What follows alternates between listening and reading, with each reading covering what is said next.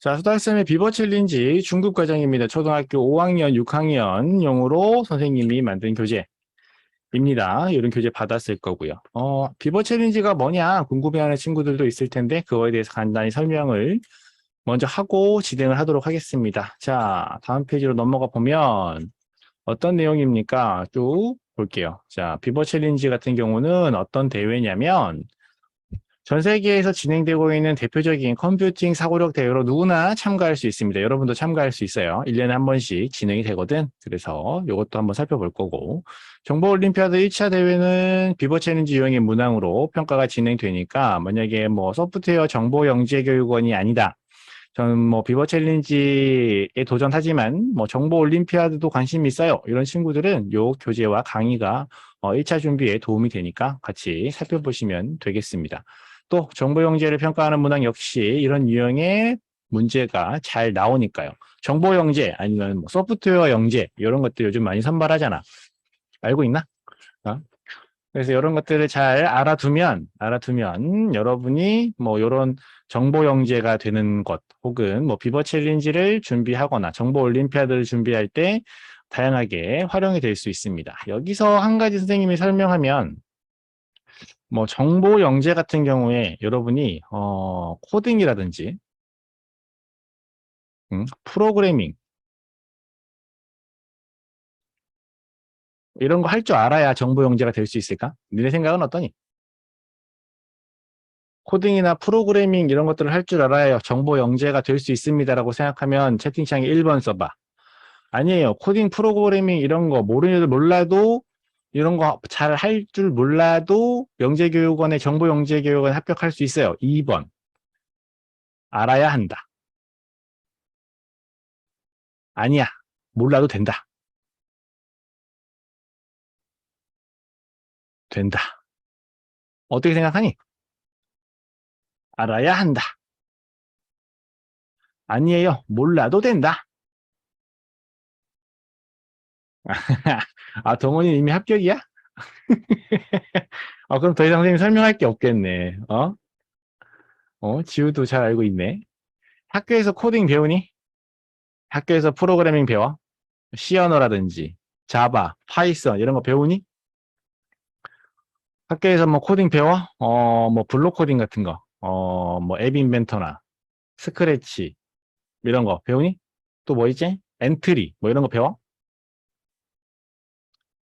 실과 시간에 엔트리 배웠어? 어? 그런 것들을 다른 뭐 수학이나 과학만큼 많이 배우니? 안 배우잖아. 그지? 그지? 컴퓨터실 컴퓨터가 학생 수보다 적어? 그러면 컴퓨터 못하는 학생도 있겠네? 정보 영재를 선발할 때 코딩이나 프로그래밍을 할 줄 아는 학생들만 선발하면 여러분 이거 학교에서 안 배우니까 어디 가서 배워야 돼? 음? 학원 가서 배우거나 아니면 뭐 과외를 하거나 이런 식으로 해야 된단 말이야. 맞아? 그지? 그래서 정보 영재를 선발할 때 코딩이나 프로그래밍 이런 것들은 선발 내용에 포함이 되지 않습니다. 왜? 학원 다니고 과외해야 합격할 수 있다면 학생들이 다 학원 다니고 과외해야 될 거 아니야. 학원 다닐 수 없고 배울 수 없어. 과외를 다닐 수 없는 친구들은 정보 영재가 될 수 없기 때문에 이런 내용으로 학생들을 선발하지 않아요. 그렇게 하면 안 돼. 그래서 누구나 다 해결할 수 있는, 그러니까 코딩이나 프로그래밍을 몰라도 누구나 다 해결할 수 있는, 대신 정보 영재가 되기 위한 어떤 그런 문제들을 만들어서 여러분을 평가하는데, 그런 대표적인 문제 유형이 우리가 오늘부터 공부할 비버 챌린지 유형이다라고 볼 수 있어. 어떻게 보면은 뭐 수학 문제랑 비슷하다라고 볼 수도 있는데, 수학 역시, 정보 영재가 되기 위한 소프트웨어 영재 교육, 영재가 되기 위해서 반드시 필요한 내용들이니까 수학과 관련된 내용들, 수학 중에서도 이제 이산수학이라든지 아니면은 뭐, 경우의 수라든지 뭐 이런 내용들과 함께 이 비버 챌린지 유형의 문제들이 학생들을 평가하는데 종종 사용이 됩니다. 알겠지? 잘 알고 있네. 어? 너네들이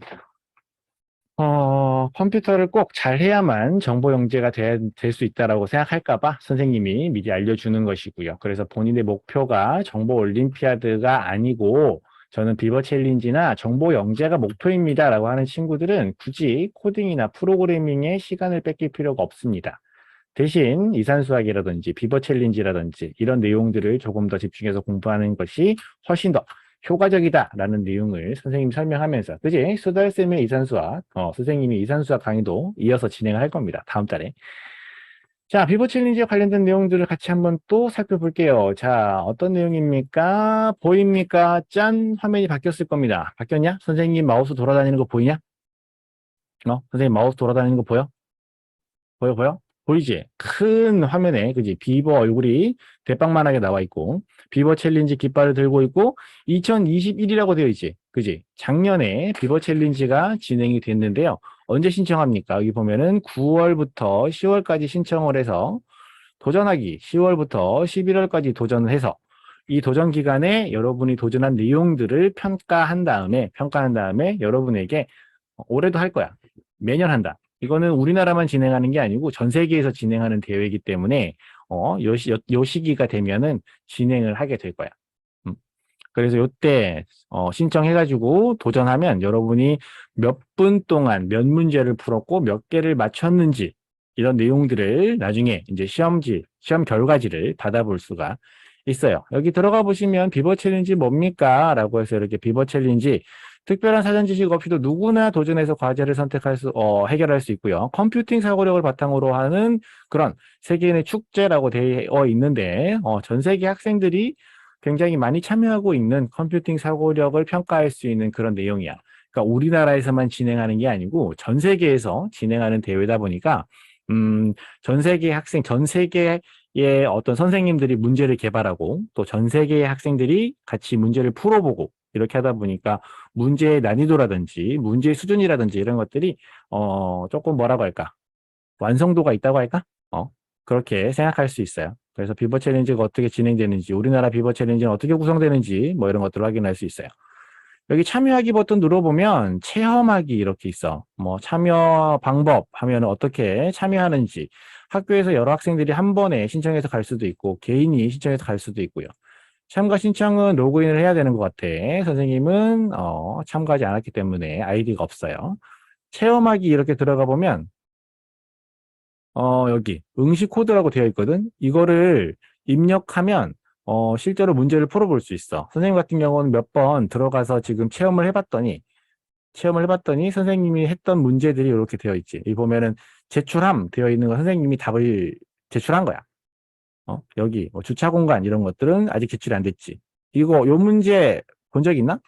어? 그래서 이렇게 어떤 유형의 문제가 나오는지 각 주차 공간의 바닥에 번호가 그려져 있고 월요일, 화요일 모두 사용되지 않은 거 13번 사용되지 않았고 그 다음에 16번 사용되지 않았고 18, 19 그러니까 4개 체크해서 저장 이렇게 하면 여기 제출됨 색깔 들어온 거 보이지? 3장 문제 엄마는 딸의 생일로 3장을 사주려고 합니다. 딸은 2개의 창문과 2개의 창문이 있어야 돼. 그 다음에 하트 무늬를 가진 3장을 원합니다. 3번이네. 3번 체크해서 저장 이렇게 하면 다 제출됩니다. 그럼 이렇게 제출하면 쭉 제출하면 문제가 다 푼 거지. 해서 결과를 눌러보면 요렇게 해서 몇 점 맞았는지 이건 틀렸네. 뭐 이렇게 확인해 볼 수 있죠. 이것도 틀렸네. 이것도 틀렸네. 이렇게 해서 어떤 문제를 맞췄고 틀렸는지를 체험해 볼 수 있어. 체험해 볼 수 있고, 뭐 이렇게 여러분이 직접 한번 도전해 보면 될 것 같습니다. 재밌지? 네, 이런 식으로 확인할 수 있어요. 그래서 직접 여러분이 비버 챌린지를 도전할 수 있다. 우리나라에서는 이런 식으로 비버 챌린지가 진행이 되고 언제쯤 진행이 된다. 아까 선생님처럼 여러분도 직접 뭐지? 뭐 네이버나 구글이나 다음이나 이렇게 검색할 수 있는 데 가가지고 비버 챌린지 검색하면 요 페이지로 들어갈 수가 있어요. 알겠지? 진짜 선생님 문제집에 나오는 문제들이야? 여기 있는 문제들은 선생님이 만든 문제집에는 안 나오고 이 문제들을 따로 모아놓은 기출문제집이 있어. 우리나라에서 진행된 기출문제 아, 세장 문제? 아, 세장 문제 선생님이 냈던 문제인가? 어? 뭐, 기출문제집이 있는데, 그 기출문제집에는 전 세계에서 진행했던 모든 그 비버 챌린지 문제가 다 나오는 건 아니야. 그래가지고, 나오는 건 아니야. 그래가지고, 선생님이 만든 교재에는 전 세계 다른 나라에서 진행됐던 문제들을 선생님이 조금 수정하고, 여러분이 풀 수 있게 확인을 해가지고, 선생님이 비버 챌린지 초급, 중급으로 나누어서 수업을 하고 있습니다. 알겠지? 여기 보면 선생님이 정리해놨을 거야. 본 교재의 내용은 캐나다, 호주, 독일, 터키, 헝가리, 포르투갈, 뭐 다른 나라도 있어. 뭐 말레이시아라든지 리투아니아라든지 다른 나라에서 진행됐던 비버 챌린지 기출 문제를 선생님이 직접 번역하고 수정해서 여러분이 풀 수 있도록 만든 문제들이니까 우리나라에서 구할 수 있는 비버 챌린지 교재에는 들어있지 않은 그런 문제들이야. 그렇다. 자, 다음으로 넘어가서 첫 번째 어떤 내용이 그럼 나오나요? 보겠습니다. 이 문제는 체코에서 만들어진 문제고요. 수다리와 달순이의 보물찾기라고 되어 있는데요. 여기서부터 여기까지 읽어줍니다. 상준아, 읽어주세요. 두 친구 달순이와 수다리는 보물을 찾고 있습니다. 그들은 찾고 있는 보물의 방향을 알려주는 스마트폰 앱을 가지고 있습니다. 지도의 두 상자는 보물이 있는 곳을 보여줍니다. 달순이는 상자 1을 찾고 있습니다. 수다리는 상자 2를 찾고 있습니다. 자, 달순이는 상자 1을 찾고 있고요. 수다리는 상자 2를 찾고 있습니다. 달순이가 찾는 상자 1은 여기 있네요. 이거는 달순이가 찾는 거예요. 이거는 수다리가 찾는 상자예요. 자, 여기서부터 여기까지 읽어줍니다. 아, 지우야, 야, 지우. 여기까지 읽어줍니다. 지우야. 수다리와 달순이는 같은 장소에 서 있습니다. 위 그림은 지도와 스마트폰의 스크린샷을 보여줍니다. 수다리와 달순이는 어디에 서 있습니까? 좋아, 지우야. 어디에 서 있니? A, B, C, D 중에 어디 서 있니? C요.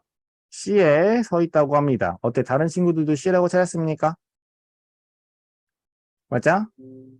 자, 수다리의 스마트폰 지도는 지금 어디를 가리키고 있습니다. 여기를 가리키고 있습니다.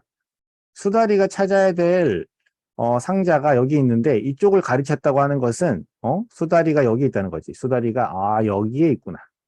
그래야 이쪽 방향에 상자가 있다가 알려줄 거 아니야. 달순이의 스마트폰 지도는 어떻습니까? 이쪽을 가리키고 있죠. 달순이가 찾고 있는 상자는 여기인데 이쪽 방향을 가리키려면 달순이가 여기에 있어야겠죠. 두 친구 모두 어디에? 연못가에 있나 봐. 10번. 10번의 위치에, C 위치에 위치하고 있어야, 각각 찾고자 하는 상자를 가리키는 내비게이션, 스마트폰 지도가 이런 모양을 하고 있겠죠. 이런 식으로 해서 주어진 정보를 가지고 지도와 여러분이 갖고 있는 정보를 비교한 다음에 어느 위치에 있어야 되는지 이런 내용들을 찾아보는 내용입니다. 어렵지 않지? 그지? 이렇게 누구나 다 해결할 수 있는 문제들입니다. 좋았어. 다들 잘 풀었으니까 칭찬하고요. 다음 페이지로 넘어갑니다. 자, 여기서부터 여기까지 이어서 읽어줍니다. 동훈이가 읽어줍니다. 동훈아. 학교가 끝난 후 어린 비버들은 종종 함께 모여 놉니다. 함께 놀 장소를 정할 때 싸우지 않기 위해 어디서 놀 곳인지 주사위를 던져 정합니다. 놀 장소를 정하는 방법은 다음과 같습니다. 자, 어디서 놀자? 야, 오늘은 운동장에서 놀자. 아니야, 숲에서 놀 거야. 나는 강에서 놀 거거든. 막, 애기들이 싸울 수 있으니까. 우리 그러면 싸우지 않게 주사위를 던져서 어디에서 놀지를 정해보자. 이렇게 규칙을 정해놓은 것 같아. 그지? 어떤 규칙을 정해놨는지 같이 한번 차근차근 살펴보겠습니다. 순서 첫 번째. 첫 번째 던진 주사위의 눈이 두 번째 던진 주사위 눈보다 크면 숲에서 놉니다. 첫 번째 던진 주사위 눈이 3이고 두 번째 던진 주사위 눈이 5라면 이때는 그냥 숲에서 노는 거예요. 그죠? 이게 더 크니까. 이렇게. 근데 첫 번째 나온 주사위 눈이 3이고 두 번째 나온 주사위 눈이 2야, 2. 그럼 어떻게 돼? 숲에서 놀지 않고 그 다음 단계로 넘어가는 겁니다. 무슨 말인지 알겠어? 자, 그래서 세 번째 주사위를 던진 다음 이 세 번째 주사위 나온 눈이 첫 번째 던진 주사위 눈보다 작습니다. 그랬더니 1이 나왔어. 세 번째 1이 나왔어. 첫 번째보다 세 번째가 작지. 선생님 이거 반대로 그렸네. 미안하다. 얘가 크고 얘가 크고 이렇게 돼야 되지? 작습니다. 그럼 어디서 놉니까? 강에서 놉니다. 강에서 놀아. 두 번째가 첫 번째보다 작고 세 번째도 첫 번째보다 작으면 강에서 놀아.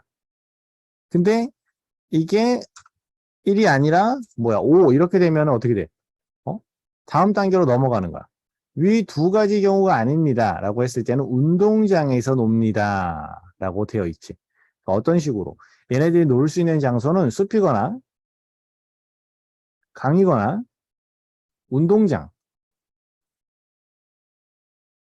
이렇게 세 곳인데 어느 장소에서 놀지 정하는 방법은 여기 있는 순서대로 주사위에 눈이 나오는 값을 이용해서 정하게 됩니다. 무슨 말인지 알겠지? 자, 그렇다면 오늘 어린 비버들은 운동장에 가서 논다고 합니다. 어디? 운동장에 가서 논다고 합니다. 그러면 오늘 나온 주사위의 눈은 무엇일까요? 이렇게 물어봤어. 운동장에 가서 놀기 위해서는 어떤 눈이 나와야 합니까? 이런 거지. 숲에서 놀지 않기 위해서는 첫 번째 던진 주사위의 눈이 두 번째 던진 주사위의 눈보다 어떻게 돼야 돼? 크지 않아야겠지. 맞냐? 첫 번째 주사위의 눈이 두 번째 주사위의 눈보다 크면 숲에서 놀기 때문에 크면 안 되지.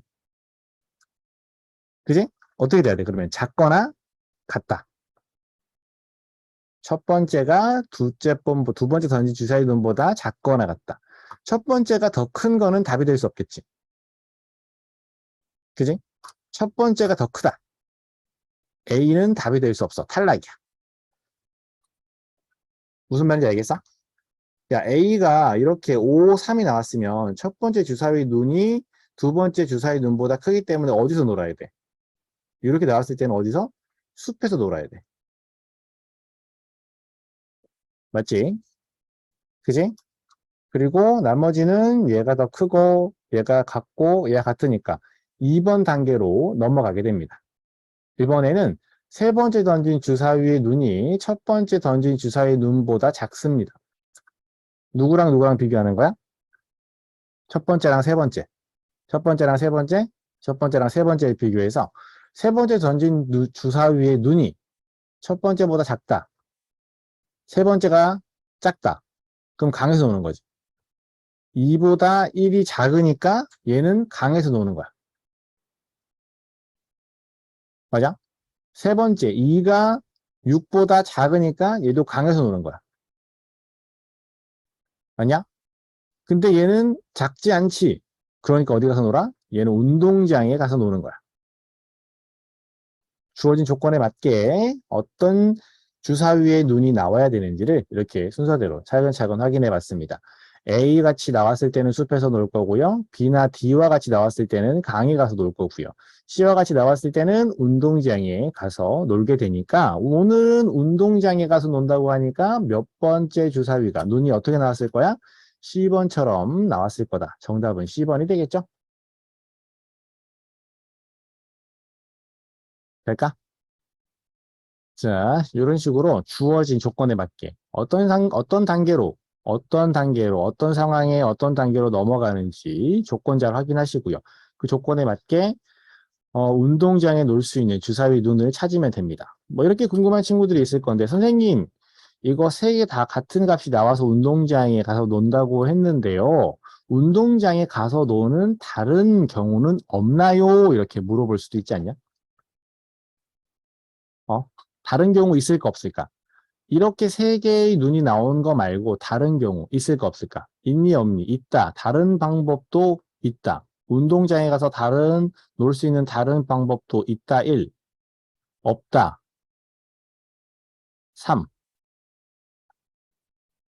어떻게 생각해?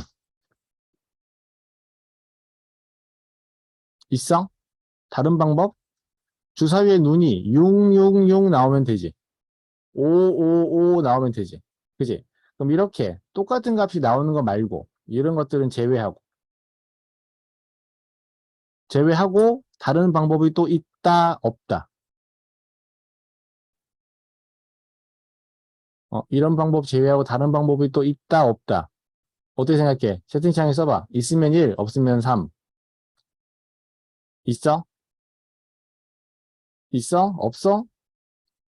있을까, 없을까? 당연히 있지. 있다. 크지만 않으면 되잖아. 첫 번째 던진 주사위의 눈이 두 번째 던진 주사위의 눈보다 크면 숲에서 논다고 했으니까 첫 번째 던진 주사위의 눈이 4가 나왔고 두 번째 던진 주사위의 눈이 첫 번째 눈이 두 번째가 4보다 크거나 같으면 되잖아. 그럼 얘 5. 4, 2, 6은 4보다 2가 작기 때문에 숲에서 놀게 돼. 두 번째 게 더 커야 돼. 그리고 세 번째 거는 첫 번째 눈보다 커야겠지. 뭐 이렇게 하면 되나?